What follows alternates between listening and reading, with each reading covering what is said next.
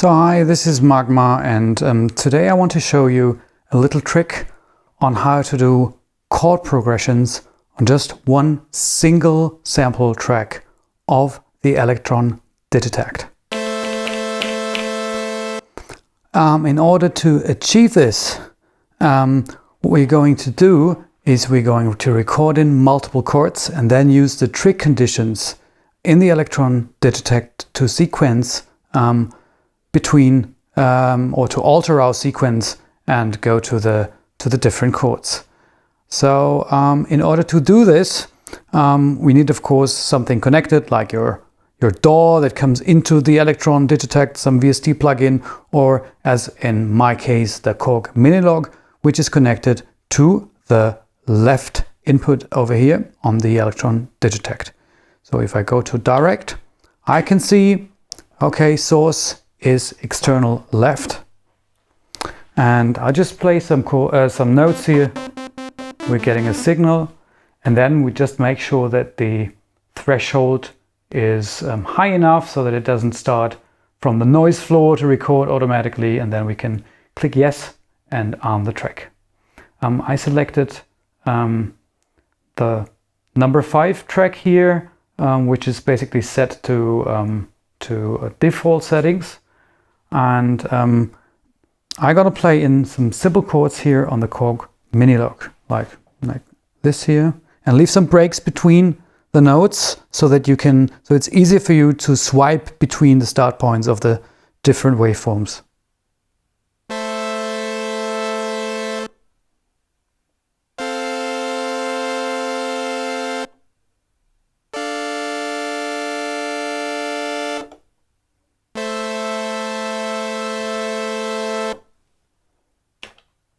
That's it, click yes, it's normalizing it. We wouldn't really need the last chord that we played because it's the same as the first one, but maybe the waveform is a little more interesting when we just tune in and make it short, because I want to go for some stabby sound. So I just make sure here that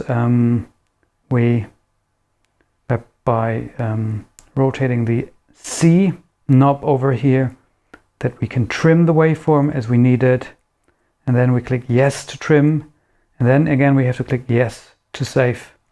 So let's just say some tech, let's say tech 001, that's fine. Click yes, and it's saving. And now I wouldn't have had to choose the track number 5 before. I can do this now and assign it here.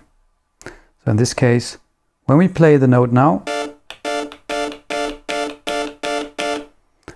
we hear some sound. That's good. And so now we're going to check that it has the correct sound assigned to the sample slot by clicking this button, and it says tech 0, the D button, it says tech 001, that's correct.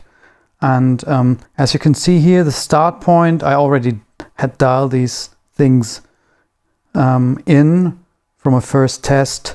So let's put them back to the beginning. And when I play a button now, you don't hear anything. We have to make it longer. So that's quite long now. Still playing on, but we have to give it a little shape. So by again pressing on the source knob, we can select which chord to play. And I just use this F knob to say where we stop, where the loop ends. Maybe we come in a little later too, so let's just check this sound. So this will be our basic sound. So I gotta make it 16 steps, a 16 steps sequence for now. Go back and then maybe trigger the 2, the 4, 7 and 11. So let's hear it. Yes, still really boring. But in order to change it, what we can do, we can of course shorten the envelope of the amp part, give it some distortion and maybe also some some low cut with a short decay time. Okay, good. Going to go with this. Save again. And now let's make it a little longer. Function page, and then let's make it 32 steps for now. Leave this mode. It automatically copies the notes from the first 16 beats. Now I think I will take 11, 4, 7 and 3, and I want to change just these sounds to another chord.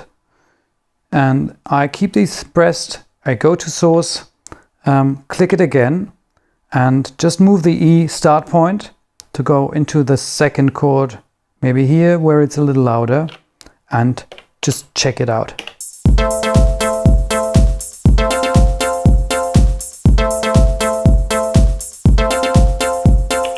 Okay, so next thing, we're gonna add a little delay, a little reverb, and then we click function page, and now let's make it 64 steps and go back. Then we go to the third row with our 16 steps, number 3, 4, step number 7 and 11. That's what I want to change again. I again click source, and then it still gives me the start of our default waveform setting, and then we go to the third chord in this case, maybe here, and then the 4 should be okay because it's again the first chord. So let's hear it.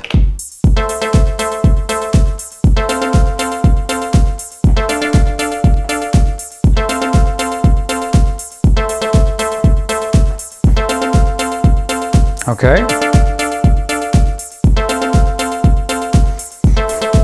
That was an error, but it's okay for me.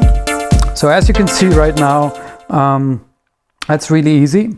You can just use one waveform with different chords, whatever source you're using, VST plugin, external synth, and then you change the beginning, the start point of our sample, and so you can play the chords, and you have the instrument, the external instrument again free for other sounds. So you could use it, for example, to trigger some bass notes and play along, whatever you want to do. So I hope this was helpful to you, and yeah, thanks for listening. I'm just gonna have a quick play around.